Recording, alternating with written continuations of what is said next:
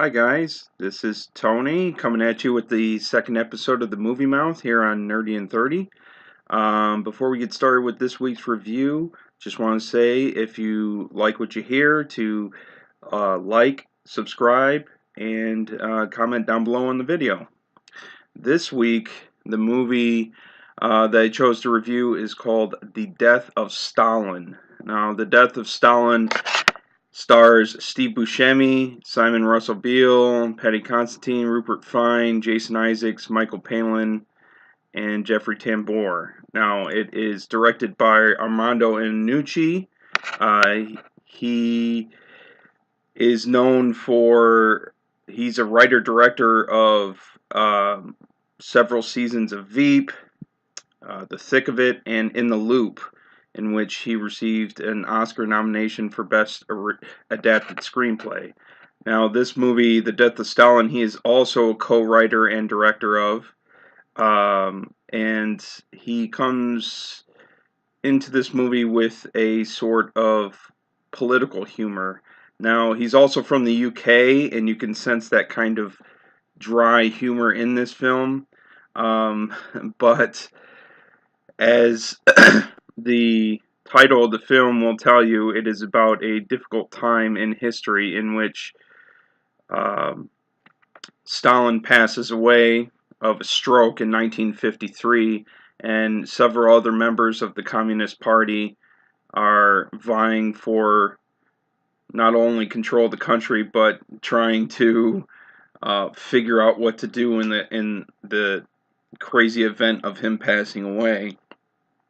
Now, they bring comedic style to this film, but you can tell the certain scenes that they try to bring comedy in, because most of this movie is in fact a political drama, and one about a topic that is not really to be taken lightly.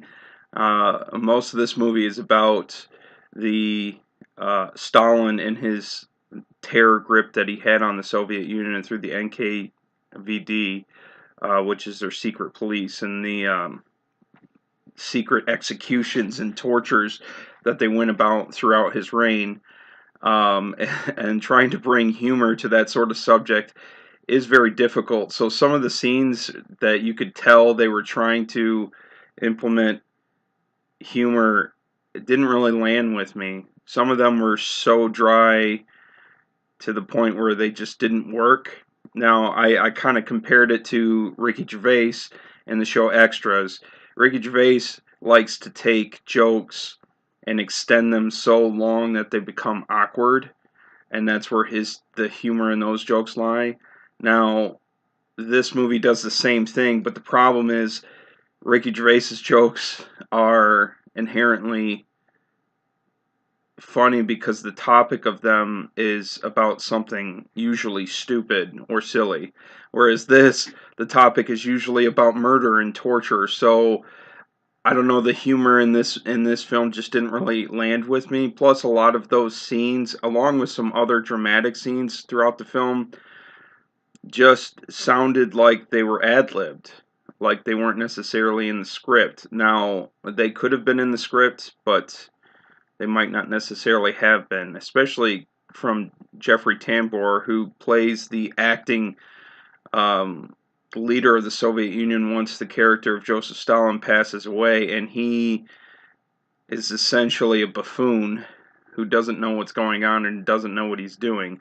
Now, I assume that he's obviously playing an historical figure, and I assume that his personality is historically accurate, even though it might not be, but it seemed like a lot of his lines were ad-libbed. Now, several of the other actors did very well. Jason Isaacs as the General Zhukov, the leader of the Red Army, he was very good.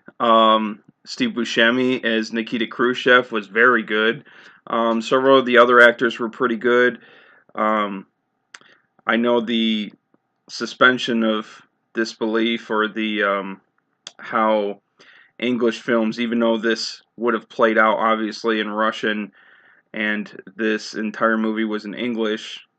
You're supposed to do without the subtitles, and then everyone spoke English, but there were a lot of British actors in this film along with American actors, so some of them had accents and some of them did not, which kind of bothered me a little bit, even though it should have been spoken in Russian. But then you have American actors speaking in American accents and British actors with Cockney accents and all other sorts of accents, so that was a little off for me, but the direction was very solid as well. I thought it was on point. Obviously, Iannucci knows how to write and direct political movies. I haven't seen Veep, um, so I don't know how much humor is brought into that show. I believe probably a lot more, and I can almost guarantee you it's about a lighter subject than this film.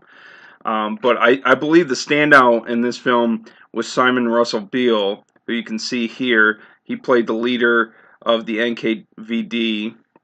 His performance was absolutely outstanding. But as I said earlier, the most outstanding part of his performance was the dramatic part of it. The comedic timing out of most of these dramatic actors didn't really hit for me and didn't really land. But his dramatic performance was absolutely outstanding. The music was very well done in this film. It played off with a bunch of classical music.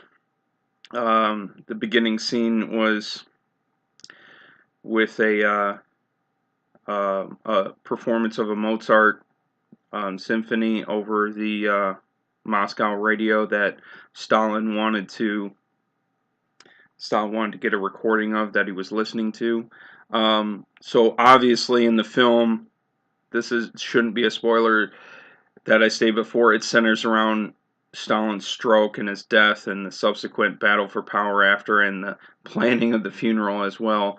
I'm not going to get into spoilers, but it's the last third. The third act of this film definitely, it almost shies away from the humor because the subject matter is so serious. The most of the comedic moments were in the first two halves. So, in summary, I feel like this would have been a better movie if they would have done without the comedic elements of it. It would have been an outstanding drama by itself. And if they would have, I don't think it would have worked vice versa if they would have gotten rid of the dramatic parts and only have done a comedy on this subject matter. I just don't think it could have worked. It's almost like trying to do a dark comedy that has to do with the Holocaust or something like that. It's probably uh, a historical event that is too close to our modern day. The ties are too close. The wounds are too fresh to be able to um, joke around about murder and torture and secret police. The political themes in this movie are very relevant to our times. Once again, like how Black Panther was in how Justin and I reviewed it in our first episode of our podcast. But that just makes it all that more relevant and hard to laugh about.